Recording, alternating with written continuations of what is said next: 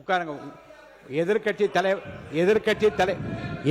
தலைவர் நான் சொன்ன பிறகு அவர் கட்சியை சேர்ந்து நின்று கொண்டு இப்படி செய்வது சரியல்ல. நீங்க மட்டும் பேசுங்க. மாண்புமிகு பேரவைத் தலைவர்களே, நம்முடைய அமைச்சர் அவர்கள் சம்பந்தப்பட்ட ஒரு நபரின் பெயரை சொல்லி இங்கே குறிப்பிட்டு பேசியிருக்கிறார். அந்த சம்பந்தப்பட்ட நபர் மீது அப்படி ஒரு குற்றச்சாட்டை எழுந்ததுமே எங்களுடைய தலைவர் அவர்கள் உடனடியாக அவரை கைது செய்து அவருடைய கட்சியிலிருந்தே உடனடியாக நீக்கிவிட்டோம். ஆனால் இவங்களுடைய ஆட்சியில் என்ன லட்சணத்தில் நடந்துகிட்டு இருக்கு என்பதை இன்னைக்கு மக்கள் பார்த்துக்கிட்டு இருக்கிறாங்க. இன்றைக்கு ஒரு அமைச்சரே ஐபிஎல் மேட்சில் பவுடர், இன்னைக்கு அமைச்சரை ஐபிஎல் உட்காருங்க முடிக்கட்டும்.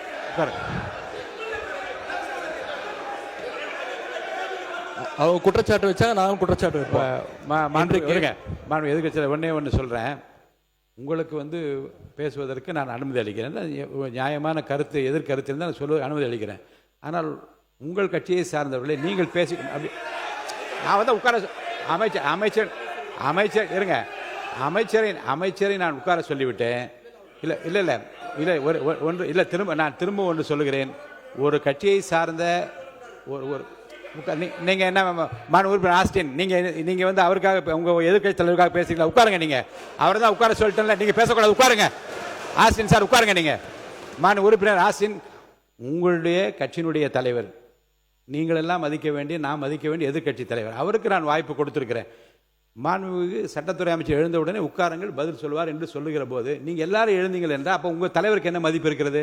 மாண்பு எதிர்கட்சி தலைவர், நீங்கள் பேசுங்க.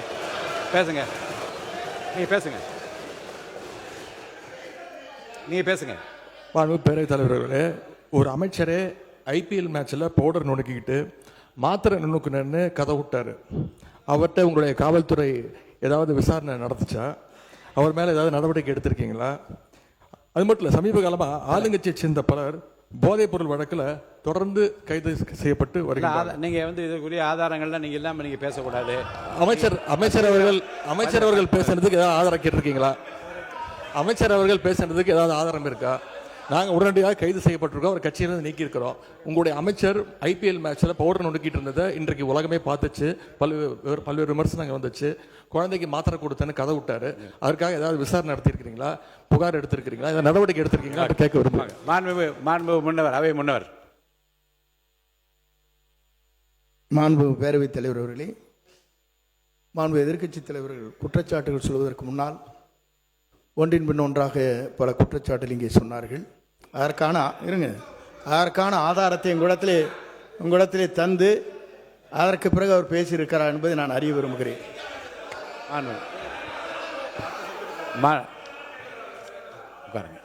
மாண்புமிகு சட்டத்துறை மாண்புமிகு பேரவைத் தலைவர்களே, நான் குறிப்பிட்ட அந்த போதை கடத்தல் மன்னன் ஜாவர் சாதிக் சம்பந்தப்பட்ட எந்த பெயரையும் நான் சபை நாகரிகம் கருதி சொல்லவில்லை.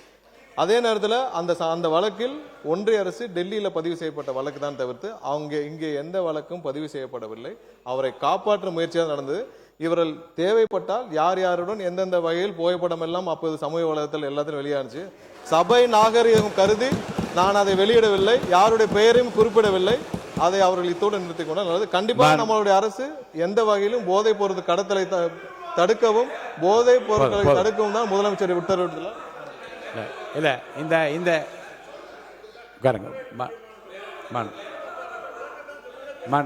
உறுப்பினர் மனிதவளத்துறை அமைச்சர் அவர் சொல்லட்டும், அவரை பத்தி சொன்னதுனால சொல்லட்டும். மனிதவளத்துறை அமைச்சர். மாண்புமிகு பேரவைத் தலைவர் அவர்களே, அதாவது ஸ்டேடியம்ல இருந்து இந்த மாதிரி நடந்ததுக்கான விளக்கத்தை ஆல்ரெடி அளித்தாச்சு. அதுல அவங்களுக்கு பல்வேறு முரண்பாடுகள் இருக்கலாம், பல்வேறு கருத்துக்கள் இருக்கலாம். அப்படி இவங்க சொல்றாங்கன்னா அந்த சமயத்துல திராவிட முன்னேற்ற கழகத்தின் ஆட்சி தான் நடந்தது. அப்போ ஸ்டேடியம் வாசல்ல இருந்து இவங்க எல்லாம் அந்த மாதிரியான போதைப் பொருள் வித்தாங்கன்னு சொல்லி ஒத்துக்கிறாங்களா? அப்போ அதனால ஆதாரம் இல்லாமல் விளக்கம் கொடுத்ததுக்கு அப்புறமா தேவையில்லாத பேச எனக்கு கூட தான் இப்ப செய்திகள்ல நீங்க சொல்லக்கூடாதுன்னு சொல்றீங்க. என்னோட அதாவது என் துறையை சார்ந்த கிட்டத்தட்ட அரசு வேலை கொடுக்கறதா சொல்லி 888 கோடி ஊழல் பண்ணிருக்காங்க. எனக்கு பல்வேறு முரண்பாடுகள் இருக்கு. அதனால விளக்கம் அளித்ததுக்கு அப்புறம் அது மாதிரி தேவையில்லாத விஷயங்களை கருத்துக்களை தெரிவிக்க வேண்டாம் என்றது பேரவை வாயிலாக நான் தெரிவித்துக் கொள்கிறேன். மாண்பு உறுப்பினர் உட்காருங்க. மாண்பு உறுப்பினர்